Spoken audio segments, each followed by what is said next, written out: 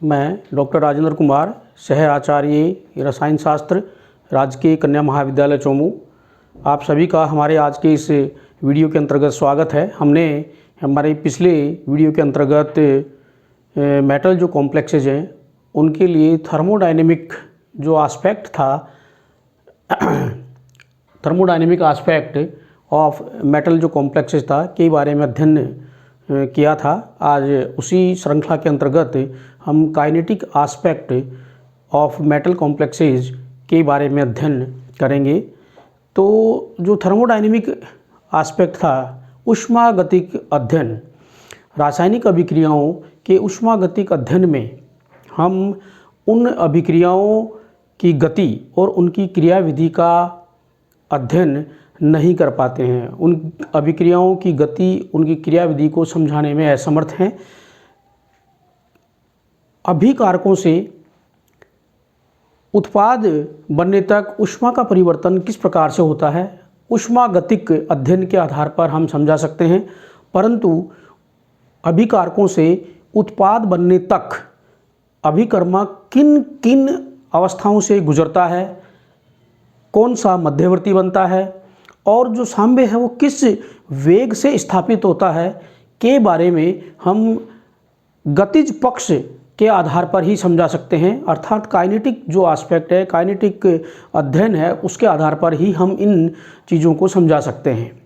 तो आज उसी श्रृंखला के अंतर्गत हम रासायनिक विभिन्न अभिक्रियाएं हैं, उनके स्थायित्व को समझाने के लिए जो अभिक्रियाएं हैं गतिज पक्ष के आधार पर, उनको मुख्य रूप से हम 4 भागों में बांटते हैं और उनका स्थायित्व इस गतिज पक्ष के आधार पर समझाते हैं। तो उनमें से जो नंबर 1 पहला पक्ष है वो है रेशमाइजेशन रिएक्शन। पहले प्रकार की जो अभिक्रिया है वो है रेशमाइजेशन रिएक्शन, रेशमीकरण अभिक्रिया। बिल्कुल सिंपल है इसके अंतर्गत कि इस प्रकार की अभिक्रिया में जो अभिकर्मक हैं उनमें रासायनिक जो संरचनात्मक परिवर्तन होते हैं, उस रासायनिक संरचनात्मक परिवर्तन के परिणाम स्वरूप हमें ऑप्टिकली एक्टिव यानी कि ध्रुवण घूर्णक जो आइसोमर्स हैं उनका रेशमीकरण मिक्सचर प्राप्त होता है, उनका रेशमीकरण मिक्सचर प्राप्त होता है इस प्रकार की अभिक्रियाओं के अंतर्गत, रेशमीकरण अभिक्रियाओं के अंतर्गत। उसके पश्चात नंबर 2 दूसरे प्रकार की जो अभिक्रियाएं हैं उनको कहते हैं हम एसिड बेस रिएक्शंस, अम्ल व क्षार अभिक्रियाएं।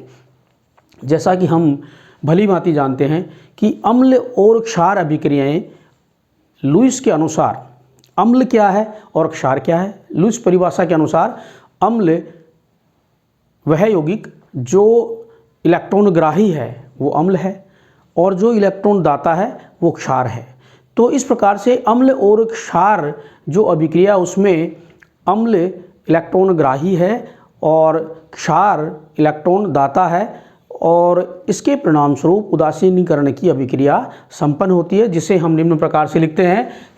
यहाँ पर देखिए आप कि A for acid and B for base. तो ए इलेक्ट्रॉनग्राही है, बी फॉर बेस, इसके पास में इलेक्ट्रॉन पेयर है, ये अपना इलेक्ट्रॉन पेयर देकर के इस प्रकार से उदासीनीकरण की अभिक्रिया इनके अंतर्गत संपन्न होती है।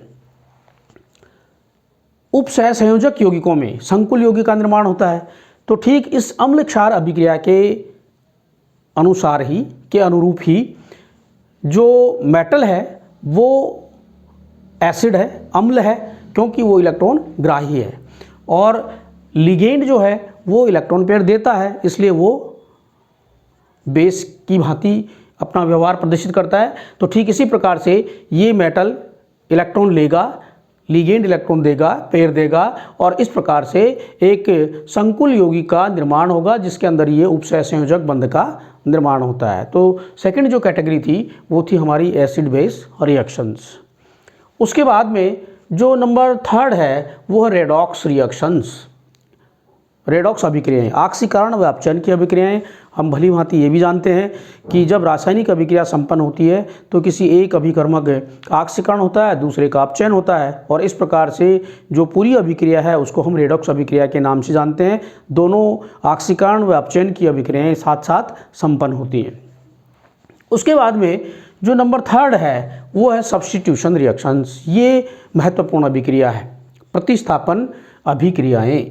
तो जो प्रतिस्थापन अभिक्रियाएं हैं उनमें देखिए आपको यहाँ पर थोड़ा सा समझने की आवश्यकता है कि यहाँ मैंने लिखा है मेटल और ये लिखा है लिगेंड। मेटल और लिगेंड यानी कि कोऑर्डिनेशन कंपाउंड जो बनेगा उसके अंदर एक मेटल होगा और मेटल के साथ में जुड़े हुए उसकी उपसंयोजन संख्या के बराबर मान के बराबर लिगेंड उसके साथ में जुड़े होते हैं। जैसा कि हमने यहाँ परिभाषित किया कि मेटल जो है वो इलेक्ट्रॉन ग्राही है, अर्थात इलेक्ट्रो जो फिलिक नेचर का है, इलेक्ट्रॉन स्नेही है, इलेक्ट्रॉन एक्सेप्ट करता है, इलेक्ट्रॉन स्नेही है। और ठीक इसी प्रकार से लिगेंड इलेक्ट्रॉन डोनर है, अर्थात वह न्यूक्लियोफिलिक रिएजेंट है, न्यूक्लियोफाइल की तरह से ट्रीट करता है। ये इलेक्ट्रॉन लेने का और ये इलेक्ट्रॉन देने का काम करता है। ये न्यूक्लियोफाइल है, ये इलेक्ट्रोफाइल है, इलेक्ट्रोफिलिक और ये न्यूक्लियोफिलिक रिएजेंट है। तो यहाँ पर मुख्य रूप से जो अभिक्रियाएं हैं जिस प्रकार से हम इनके अंदर देख रहे हैं कि एक मेटल का प्रतिस्थापन हो सकता है, एक लिगेंड का प्रतिस्थापन हो सकता है इसके अंतर्गत, अभिक्रिया के अंतर्गत। तो जिस प्रकार से हम कार्बनिक अभिक्रियाओं के नामकरण करते हैं, इलेक्ट्रोफिलिक सब्स्टिट्यूशन रिएक्शंस और न्यूक्लियोफिलिक सब्स्टिट्यूशन रिएक्शंस, ठीक उसी प्रकार से यहाँ इनऑर्गेनिक केमिस्ट्री में भी हम इलेक्ट्रोफिलिक सब्स्टिट्यूशन रिएक्शन और न्यूक्लियोफिलिक सब्स्टिट्यूशन रिएक्शंस इनको नाम देते हैं। तो हम दोनों ही कैटेगरी के बारे में पढ़ेंगे। तो यहाँ नंबर ए सबसे पहला बिंदु है मेटल सब्स्टिट्यूशन और इलेक्ट्रोफिलिक सब्स्टिट्यूशन रिएक्शंस, यानी धातु का प्रतिस्थापन हो या जिसको हम कहते हैं इलेक्ट्रोफिलिक सब्स्टिट्यूशन रिएक्शंस। तो देखिए यहाँ पर बिल्कुल सिंपल, इसको हम शॉर्ट के अंदर जो प्रदर्शित करते हैं वो SE के द्वारा रिप्रेजेंट करते हैं। SE for electrophilic substitution reaction, electrophilic substitution reaction. तो इससे क्या होगा, इसमें देखिए, इसमें जैसा कि इसकी परिभाषा है कि मेटल सब्स्टिट्यूशन की एक धातु परमाणु का प्रतिस्थापन, एक धातु आयन का प्रतिस्थापन किसी अन्य धातु के द्वारा होता है। तो इस प्रकार की अभिक्रिया को हम मेटल सब्स्टिट्यूशन या इलेक्ट्रोफिलिक सब्स्टिट्यूशन रिएक्शन के नाम से जानते हैं। इसे SE के द्वारा प्रदर्शित करते हैं। और रिएक्शन देखिए यहाँ पर MLN, ये एक संकुल यौगिक है, मेटल इसके अंतर्गत M है और लिगेंड जिनकी संख्या N है जुड़ करके इसके साथ में MLN एक कॉम्प्लेक्स का निर्माण कर रहे हैं। इस संकुल से M डैश एक अन्य जो मेटल है वो अभिक्रिया करता है और इस प्रकार से M डैश LN ये मेटल का प्रतिस्थापन करके ये संकुल यौगिक बनता है और मेटल इसमें से बाहर निकल जाता है। और इस प्रकार की जो अभिक्रियाएं हैं उन अभिक्रियाओं का अध्ययन हम काइनेटिक मेथड के आधार पर करते हैं, गतिज पक्ष के आधार पर, गतिज विधियों के आधार पर इस प्रकार की अभिक्रियाओं का अध्ययन हम करते हैं। जिसके अंतर्गत यहाँ देखिए दो शब्द लिखे हुए हैं SE1 यानी यूनिमोलिकुलर इलेक्ट्रोफिलिक सब्स्टिट्यूशन रिएक्शन और नंबर 2 लिखी हुई है by molecular electrophilic substitution reaction. जैसा कि हम कार्बनिक अभिक्रिया में पढ़ते हैं, कार्बनिक जो रसायन है उसके अंतर्गत पढ़ते हैं, अभिक्रियाओं में पढ़ते हैं, वैसे ही यहाँ पर लिखा हुआ है SE1 means unimolecular electrophilic substitution, SE2 means by molecular electrophilic substitution reactions. क्या है इन दोनों के अंतर्गत, जैसा आपने लिखा है इसमें कि काइनेटिक मेथड के आधार पर इन अभिक्रियाओं का हम अध्ययन करते हैं। बिल्कुल सिंपल से यहाँ देखिए आप कि यदि जो रेट डिटर्मिनिंग स्टेप होती है, स्लो स्टेप जिसको बोलते हैं, उस वह अभिक्रिया रेट डिटर्मिनिंग जो स्टेप है केवल इस एक संकुल यौगिकीय वाला इसके ऊपर डिपेंड करती है, तो वह यूनिमोलिकुलर रिएक्शन, एक अणु संख्यता उसकी 1 होगी। और यदि इन दोनों के ऊपर डिपेंड करती है तो उसकी अणु संख्यता 2 होगी, बाई मोलिकुलर वो रिएक्शन कहलाएगी। लेकिन यहाँ एक सबसे महत्वपूर्ण बात जो आपको ध्यान रखनी है कि इस प्रकार की जो इलेक्ट्रोफिलिक सब्स्टिट्यूशन रिएक्शंस या आपने इसका दूसरा नाम दिया है metal substitution reaction, inorganic chemistry में बहुत कम पाई जाती हैं। अब यहाँ एक सवाल भी है आपके लिए कि भाई ऐसा क्यों होता है, कम क्यों पाई जाती है। इसका आप लॉजिकली आंसर दे सकते हैं कि मेटल जो है वो बहुत सारे लिगेंड से घिरा होता है, बीच में होता है, उसके चारों तरफ बहुत सारे लिगेंड होते हैं, इसलिए उस बीच में से उस मेटल को निकाल करके दूसरा मेटल अपना स्थान ग्रहण करे, थोड़ा असंभव है, इसलिए इस प्रकार की जो अभिक्रियाएं हैं वो रेयरली पाई जाती हैं। उसके बाद में जो सेकंड कैटेगरी है वो है आपकी लिगेंड सब्स्टिट्यूशन और न्यूक्लियोफिलिक सब्स्टिट्यूशन रिएक्शन। ये बहुत ही महत्वपूर्ण है। अधिकांश जो इनऑर्गेनिक जो केमिस्ट्री की जो प्रतिस्थापन अभिक्रियाएं हैं वो इस कैटेगरी के अंतर्गत आती हैं, लिगेंड सब्स्टिट्यूशन और न्यूक्लियोफिलिक सब्स्टिट्यूशन रिएक्शंस। तो जैसा कि इसका नाम है कि लिगेंड का एक संकुल यौगिक है, उसमें से लिगेंड का प्रतिस्थापन किसी अन्य लिगेंड के द्वारा होता है और इस प्रकार की अभिक्रिया को हम SN अभिक्रिया के द्वारा न्यूक्लियोफिलिक सब्स्टिट्यूशन के द्वारा प्रदर्शित करते हैं। फॉर एग्जाम्पल इसके अंदर देखिए यहाँ पर आप कि एक ये संकुल यौगिक है MXN और इसमें X जो है उनकी संख्या N है, मेटल है, उसके साथ में X लिगेंड जिनकी संख्या N है से मिलकर के कॉम्प्लेक्स बना हुआ है। एक अन्य लिगेंड है Y, तो ये तो है इसके साथ मेटल के साथ में जुड़ा हुआ, ये है दूसरा लिगेंड। ये Y इस X किसी एक X को प्रतिस्थापित करता है और ये संकुल यौगिक नया बनाता है MXN-1Y प्लस X यानी इसमें से एक लिगेंड बाहर निकल जाता है। तो इस प्रकार की जो अभिक्रिया है उसमें जो प्रतिस्थापन हो रहा है लिगेंड का, उसको भी हम दो भागों में डिवाइड करते हैं। नंबर 1 पहला जो भाग है वो कहलाता है आपका SN1 mechanism, unimolecular nucleophilic substitution reaction. क्या है ये SN1? आप इसकी पहले अभिक्रिया देखिए, उसके बाद में अपन इसको थोड़ा सा एक्सप्लेन करते हैं। देखिए ये है, इसके अंदर यूनिमोलिकुलर यानी MXN, ये एक संकुल यौगिक है जो स्लो स्टेप के अंतर्गत जो फर्स्ट स्टेप होगी उसके अंदर MXN-1 प्लस X में कन्वर्ट होता है। अब यहाँ इसको देख करके आप, क्योंकि ये जो नंबर मिलते हैं आपको बिल्कुल मार्किंग स्टेप है ये सारी, यहाँ पर जो आपको एक्सप्लेन करना है इसके अंतर्गत कि इस प्रकार की कौन सी अभिक्रिया कि SN1 प्रकार की जो रासायनिक अभिक्रिया है उसके अंतर्गत सर्वप्रथम ये संकुल यौगिक अपना एक लिगेंड बाहर निकालता है। अर्थात जैसा कि आप जानते हैं कि इस मेटल की जो ये N है वो है उपसय संयोजन संख्या, अर्थात अपने से कम उपसय संयोजन संख्या वाले संकुल यौगिक का निर्माण करता है और इसमें से एक X लिगेंड ये बाहर निकाल देता है। अपने से जितनी इसकी उपसय संयोजन संख्या है से कम उपसय संयोजन संख्या वाले संकुल यौगिक का निर्माण करता है और ये स्लो स्टेप होती है, रेट डिटरमिनिंग स्टेप कहलाती है। जबकि उसके बाद में जैसे ही ये बनता है तुरंत ये दूसरे लिगेंड Y के साथ में फास्ट तीव्र गति से अभिक्रिया करके MXN-1Y संकुल यौगिक का निर्माण कर लेता है।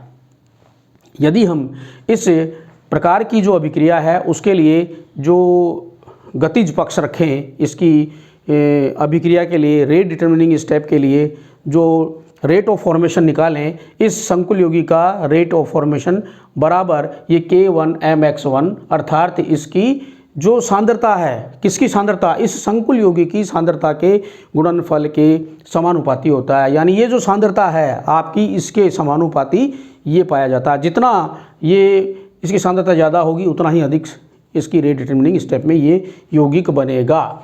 यहाँ पर हम देख रहे हैं इसके अंतर्गत कि इस प्रकार की अभिक्रिया को एक दूसरा छोटा सा नाम यहाँ बीच में लिखा है डिसोसिएटिव मैकेनिज्म के नाम से भी जानते हैं। डिसोसिएटिव का क्या मतलब है? डिसोसिएटिव का मतलब है बिल्कुल सिंपल है, वियोजन क्रियाविधि। और वियोजन क्रियाविधि आप यहाँ देख रहे हैं इसके अंतर्गत कि पहले इस प्रकार की क्रियाविधि के अंतर्गत M और X जो मेटल और X के बीच में लिगेंड के बीच में जो बंध है वो टूटता है और X इसमें से बाहर निकलता है, इसलिए इसको हम वियोजन क्रियाविधि के नाम से भी जानते हैं, डिसोसिएटिव मैकेनिज्म के नाम से भी जानते हैं। और इसको आप फिर एक बार देखिए इसके अंतर्गत, जैसा कि हमने पहले भी बताया था कि ये जो अभिक्रियाएं हैं वो आप ये कह रहे हैं कि यहाँ पर ये कम CN वाला संकुल यौगिक का निर्माण करता है, तो CN तो बराबर होती है उसकी।